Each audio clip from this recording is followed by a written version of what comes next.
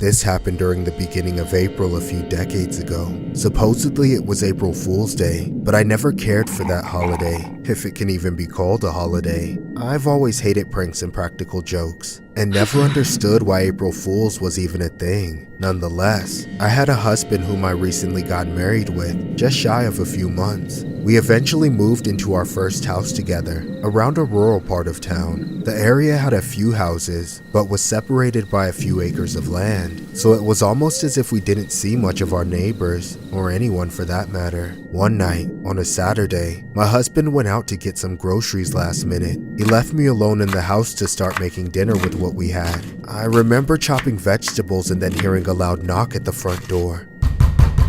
It was weird for that time of night, but I had no idea it was the start of the most terrifying experience of my life. I walked over and looked through the peephole, but nobody was there. I made sure the door was locked and went back to the kitchen to forget about it.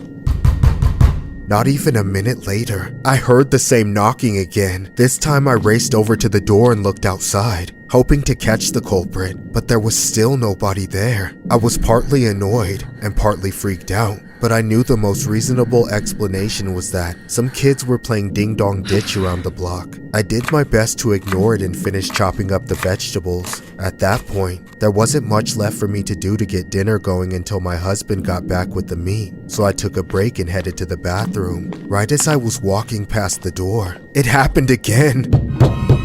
Someone started knocking on the door, but this time they didn't stop. Whoever was there wasn't running off. I started to panic in that moment, knowing I had to see who it was. As I crept up to the door, the knocking turned into banging on the door. Despite the terror, I found the courage to look through the peephole, and that's when I saw the most horrifying looking man on the other side, trying to break down my door.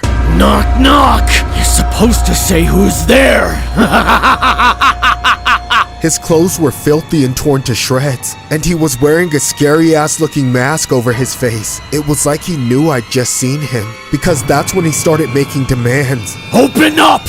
You gotta let me in! I'm homeless! Help me out! Don't you have a heart? Go away! Pick a different house! You piece of garbage! You're not gonna feed a starving man! Please leave! I'm calling the cops! No, you're not! You're gonna open this door and give me some food, or else I'll eat something else of yours! I stepped back from the door, fear coursing through my veins. My thoughts started racing to everything that the man might do to me if he got inside. I didn't know when my husband would be home, so I ran to the kitchen to grab the phone and dial 911. While I was talking to the operator, the man outside started slamming against the door with his whole body. I had just enough time to grab a knife, but before I knew it, he broke through. I started to freeze up. I knew I was too afraid to use the knife against him, even though he was walking towards me like a psycho who might do anything. And yet, he wasn't even able to get to me before my vision started to fade and get blurry. My legs felt weak, and it was like my chest was suddenly collapsing. The last thing I remember was crashing to the ground and hitting my head against the counter.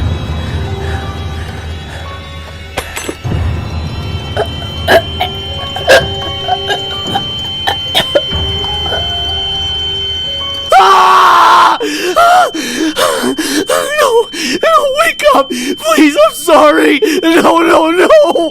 What have I done? What have I done? It was just an April Fool's prank! No! And that was the last time I ever saw my wife alive. I have nobody to blame but myself. I killed my wife over a stupid April Fool's prank. I can still remember the moment I knew she was gone. Cops were already on their way and I didn't know what else to do. So I just held on to her and sobbed until they came into the house and took her away from me. At first, I thought it was the way she fell and hit her head that was the cause of death, but it was later ruled that she had a heart attack from the sheer amount of fright she was experiencing. I confessed to everything and got put in prison for a few years for manslaughter, but that wasn't nearly enough punishment for what I did. Even after all these years, all the hours spent in therapy and talks I've had with her family, I still haven't forgiven myself. I don't think I ever will. I've come to terms with the fact that having to live with myself, with all the guilt and the shame and regret, that's the punishment I deserve. This story was inspired by a disturbing April Fool's incident that allegedly happened decades ago involving a Tennessee farmer named John Aarons, who was looking for a harmless laugh at the expense of his new wife, would go on to accidentally kill her just a month into their relationship. Getting kitted up in some tatty clothes and a white mask, Aaron knocked on the door of his own home and asked his wife for a meal, quote unquote shouting, "I'm homeless, let me come in, cook me a meal." The woman promptly fainted and was later taken to the hospital, where she later died. The doctors put her cause of death down to fright.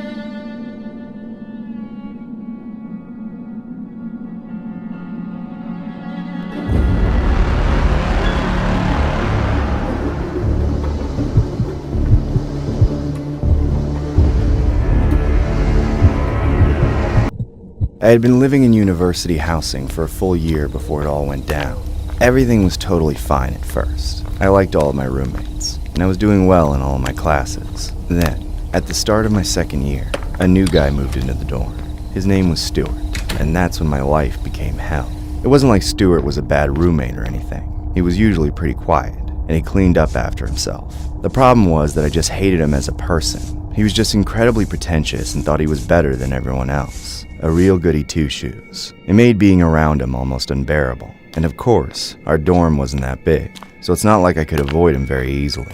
I was forced to see him every day. He wasn't the kind of guy that you could ignore either. He would always have something to talk to me about, and it usually involved him bragging about himself in some way. I tried to tolerate him as much as I could, but he made it very difficult.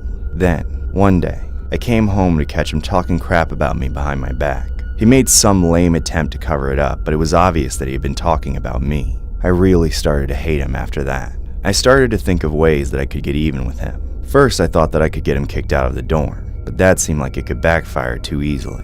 Then I had the most perfect idea. April Fool's was coming up soon, and I was going to play a prank on him. So on March 31st, I waited in my room until it was very late at night. Around 2 a.m., it was officially April Fool's Day.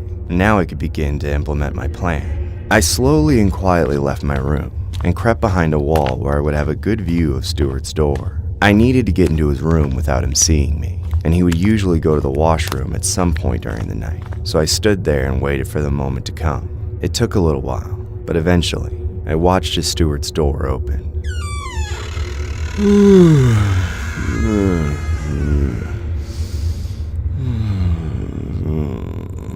He sleepily walked into the washroom and shut the door behind him. I knew that I only had a few minutes at that point, so I didn't waste any time sneaking into his room. Once I was inside, I frantically searched his room until I found his water dispenser. After I found it, there was only one thing left to do. I had come up with the ultimate prank. So I took out a chemical that I had stolen from class and began contaminating his water dispenser as my April Fool's prank. I had to move swiftly before Stuart came back. Adrenaline was coursing through me. I finished it just in time. I had barely gotten out of his room and snuck into mine before Stuart came out of the washroom. One more second and he would have caught me, but I didn't. I quietly crawled back into bed. Now all I had to do was wait. About 5 to 10 minutes and I heard nothing. I assumed he went back to bed and didn't drink from the dispenser, so I decided to go to sleep. That is, until I started hearing Stuart coughing. It was light at first, but then it became crazy. I walked out of my room and stood in the hallway in the dark. I wanted to be able to hear it better and make sure it was actually him and not just my head playing tricks on me.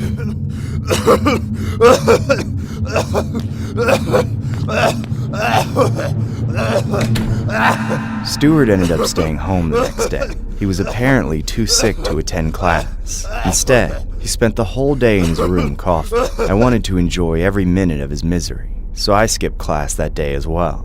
It was just too satisfying to know that my prank had turned out so perfectly. This went on for several days. All throughout, Stuart continued to miss class, and I continued to do the same. I had told my professors that I was staying home to nurse Stuart back to health, but I really just wanted to listen. It was a beautiful sound. I stood in that hallway day and night listening to it.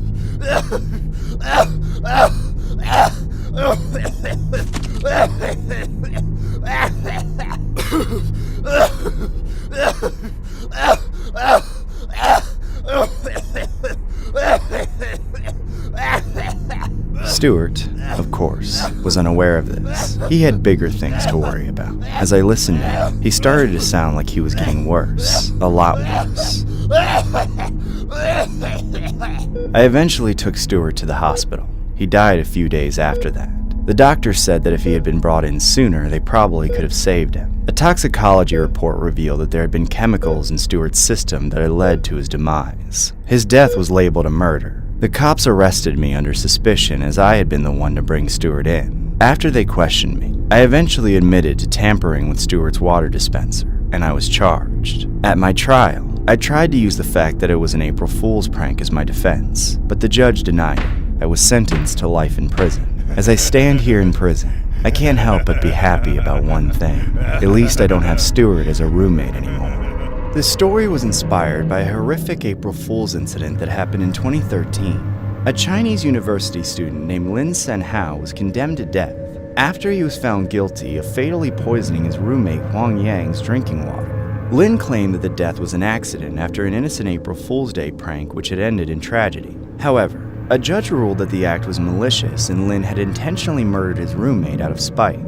Huang drank water from a spiked dispenser at a Shanghai university on April 1st, but did not pass away until a couple months later. A post-mortem revealed that he had been poisoned with a toxin Lin had taken from a laboratory where he was an intern. It was also reported that the victim often described Lin as stingy, and once criticized their other roommate's bad behavior to Lin's, which most likely triggered Lin's April Fool's actions.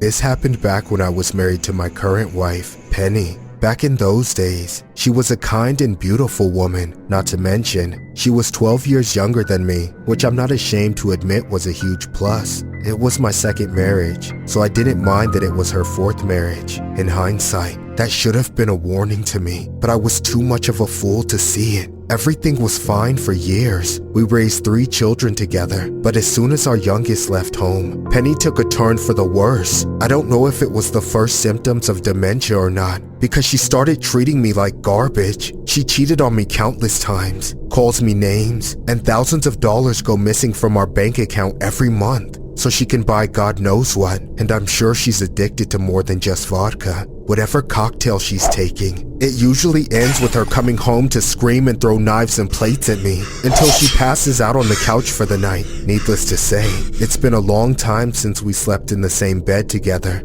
I don't even want to think about it, but I don't get the luxury of ignoring it while I'm stuck living with her. She's the mother of my children, but every year, things just get worse and worse. I've considered divorce, but I worry it would only make her more unstable. Then one day, on the 1st of April, I discovered something extremely disturbing. I remember strolling through Facebook on my laptop one night and stumbled upon Penny's page. That's when I saw that she had posted a picture of herself knitting together a noose. There was a caption above the image that read, "I wish he would use this."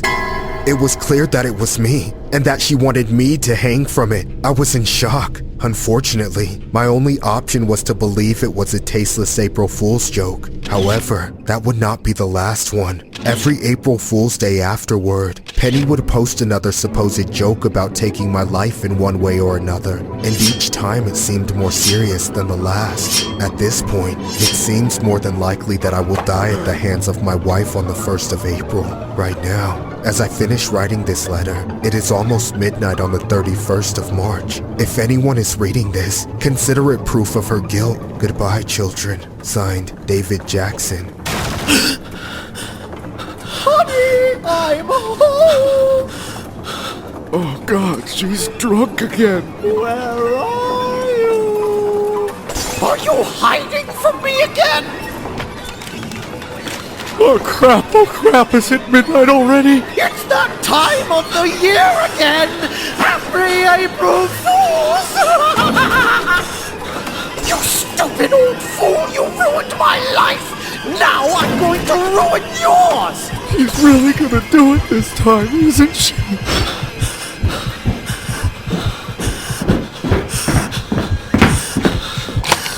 I can hear you stomping around up there?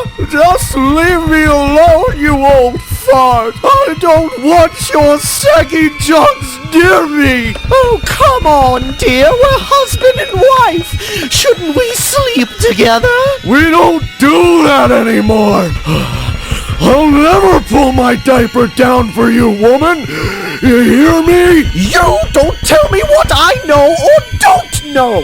I make the decisions around here. Now open this door and let me in. No, you're not coming anywhere near me while you're drunk. Just get your mimosa breath away from me. I'm not going anywhere until you let me in.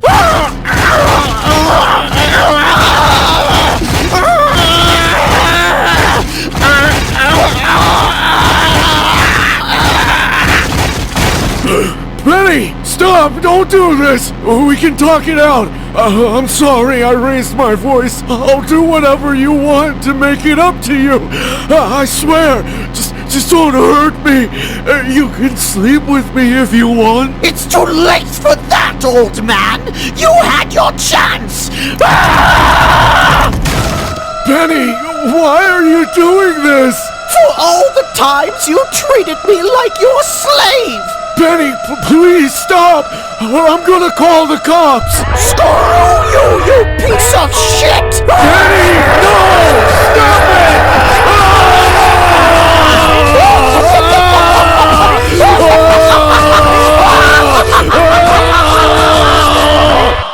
This story was inspired by a disturbing April Fool's incident that happened in 2021. A 66-year-old woman named Penny Jackson posted a sick April Fool's joke about hanging her husband just months before she pulled the knife on him on her 66th birthday. What makes things even more disturbing was how the woman calmly told police that she should have did more to him.